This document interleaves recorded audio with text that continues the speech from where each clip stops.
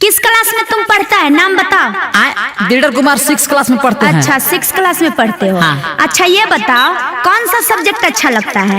कौन सब्जेक्ट अच्छा लगता है? बैगन। अरे सब्जेक्ट मतलब विषय। इंग्लिश। अच्छा इंग्लिश अच्छा लगता है। कोई पोयम याद है? यस। हाँ तो सुनाओ तो। 50, 55, 55 100 का स्पेलिंग याद अरे है। पोयम कौन याद है? कविता। अरे इंग्लिश आता है? हाँ इंग्लिश आता है तो पापा पी जाते हैं। अरे भोदू पागल।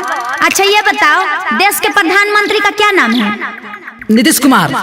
अरे देश के प्रधानमंत्री। हाँ लालू यादव।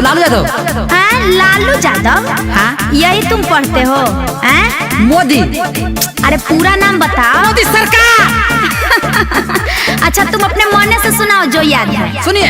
कौसे का कहारा बाबू बारे बहारा माई बिया घरे ठेंगा जाई पड़े। अरे तो पढ़ते नहीं हो तो क्या करते हो? लड़ते हैं। सुनिए। क्या?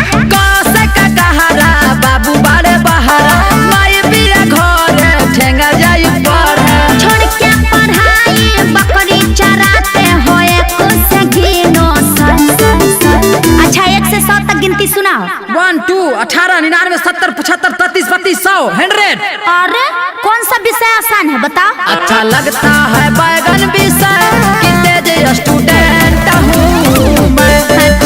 अच्छा लगता है बैगन विषय कितने जे स्टूडेंट हूँ मैं। अच्छा पढ़ाई के साथ और कुछ करता है? हाँ हम शायरी बोलते हैं। अच्छा सुनाओ तो एक आध गो। साइकिल चलती है पैनिल के जोर से, साइकिल चलती है पैनिल के जोर से, अछौड़ी पड़ती है कनखी के जोर से। अच्छा और आता है? गाड़ी पर चढ़ो नंबर देख देख के, गाड़ी पर चढ़ो नंबर देख देख के, अब माल पटाओ कमर देख देख के। एकदम गांव के आवारे हो काजी। अपन गौआ के ही रउआ अडिया वाली बुझा न बउआ।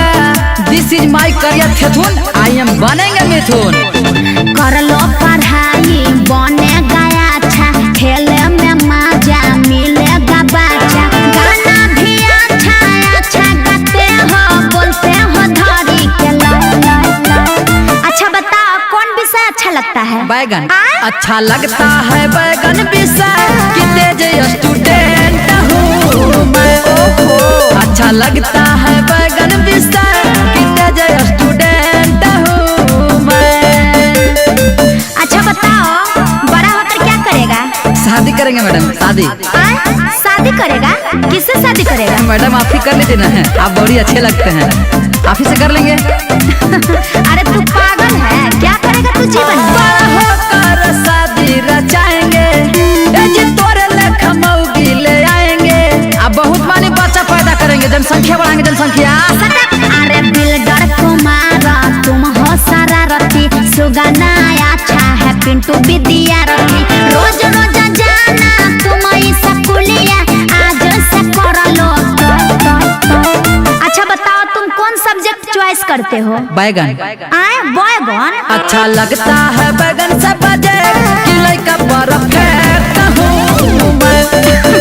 अच्छा लगता है बैगन से बजे कि लड़का परफेक्ट हूँ मैं। जाओ तुम एकदम कोहरा के कोहरे रह गया।